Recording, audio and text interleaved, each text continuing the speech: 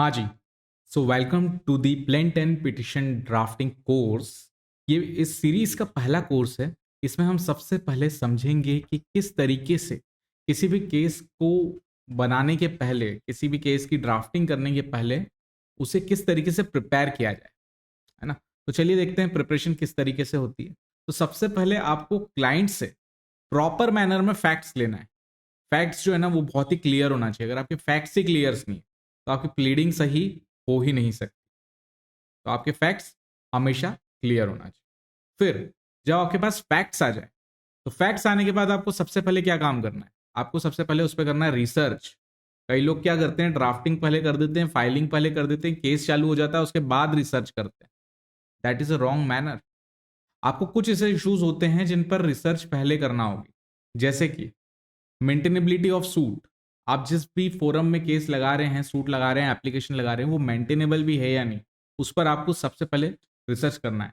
वो आपकी एप्लीकेशन किसी और लॉ से बाढ़ तो नहीं है, उस पर आपको पहले रिसर्च करना है। आपने प्रॉपर रिलीफ मांगी है या नहीं, क्या क्या आप मांग सकते हैं, कितने तरह की रिलीफ मांग सकते हैं, वो चीज आपको पहले वैल्यूएट करना है, पहले उसको ध्यान में रखना है।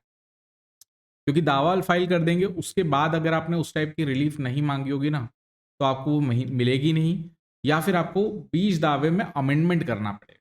और अमेंडमेंट का फिर एक अलग प्रोसीजर है, वो पूरा ऑप्ट करते हुए फिर वो होगा। तो उससे बेहतर है कि हम पहले ही प्रॉपर रिसर्च कर लें। फिर हमें करना पड़ेंगे डॉक्यूमेंट्स कलेक्ट।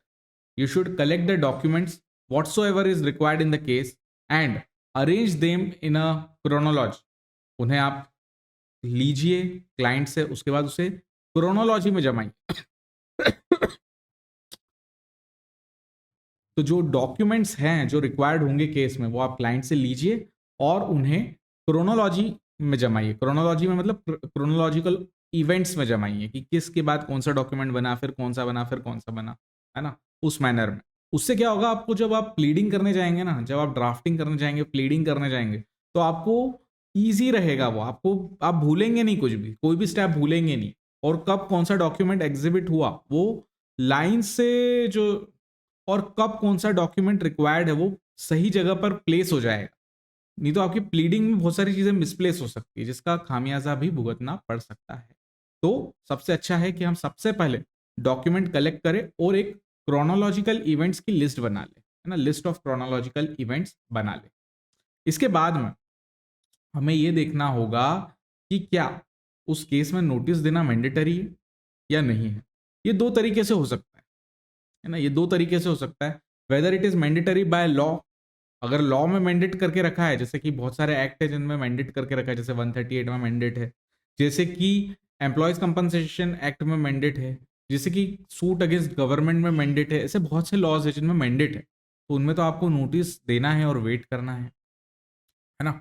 और अगर ऐसा भी कोई केस है जिसके अंदर मैंडेट तो नहीं है, लेकिन उससे आपको कुछ रिलीफ मिल सकती है, उससे आप कुछ प्रोटेक्शन मिल सकती है ना, कुछ प्रिजम्पशन ड्रॉ हो सकते हैं, है ना। जैसे कंज्यूमर डिस्प्यूट केस में कि आपका प्रोडक्ट खराब हुआ, तो आप गए थे रिपेयर करवाने और उसने रिपेयर करके नहीं दिया।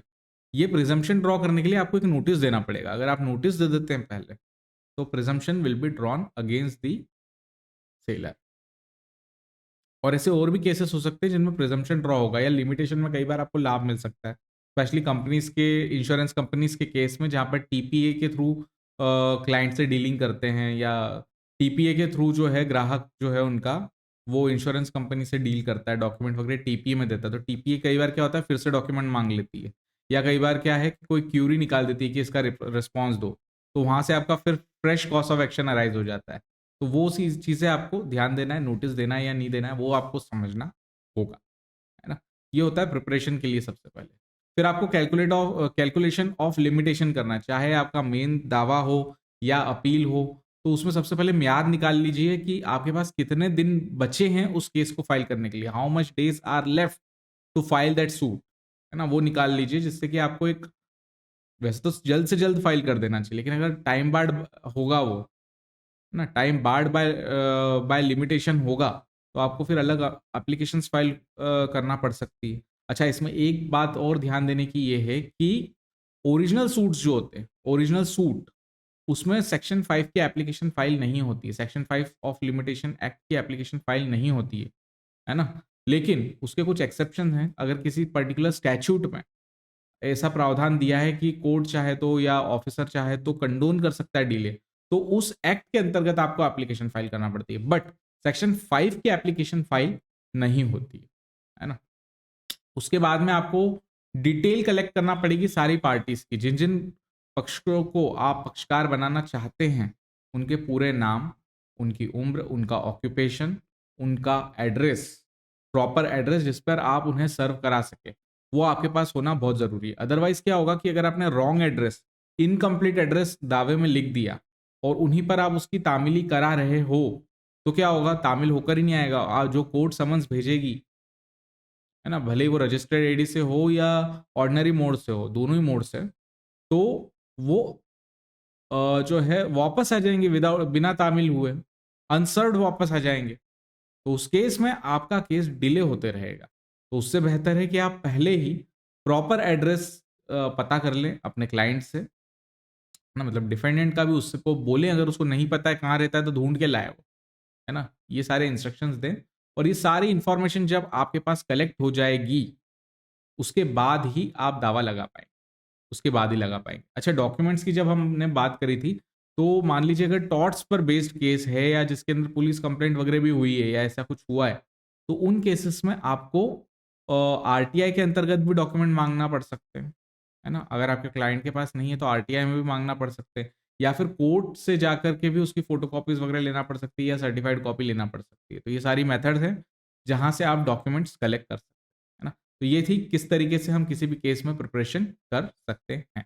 नेक्स्ट सेशन में हम देखेंगे important ingredients which must be essentially mentioned in any suit और एप्लीकेशन, है ना। जो ऐसे कुछ पॉइंट्स हैं, ऐसे कुछ इश्यूज हैं जो हमें लिखना किसी भी दावे में या एप्लीकेशन में मैंडेटरी होता है, तो उसे अब हम समझेंगे। चलिए मिलते हैं नेक्स्ट सेशन में। Thank you very much.